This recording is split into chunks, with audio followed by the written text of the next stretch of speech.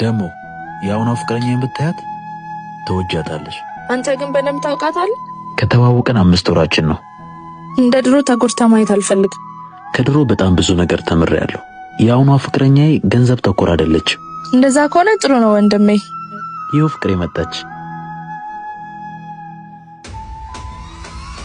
ቃል ምን ትተዋወቃላችሁ እንዴ? ማንን? ቃልን? አንቺ አዲሱ ፍቅረኛሽ እንዴት ነው ባክሽ? ፍቅረኛ አሻንጉሊቶቿ በእንጂ።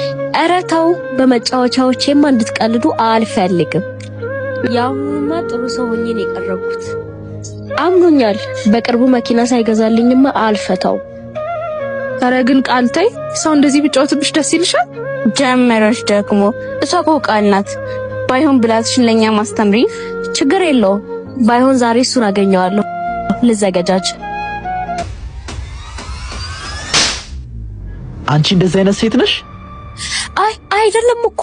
የሰው ልጅ አይምሮና ህይወት ላይ መጫወት ሰላም የሚሰጥሽ አንቺ ምን አይነት ሴት ነሽ? እኔ እኮ የመቅዲ ወንድም መሆንን አላወቅኩም ነበር። ጭራሽ የማን ወንድም ቦንስ ምን ልዩነት አለው? ሰው እኮ ነኝ። ነገ አንቺ ላይ እንደው ማፈልገው ነገር ለምን ሰው ላይ ታደርጊያለሽ? ይኸውልሽ ማንም ሰው በቆሎ ዘርቶ ስንዴ አይጠብቅም። አንቺም ነገ የዘራሽውን ነው የምታዝጂው። ገባሽ?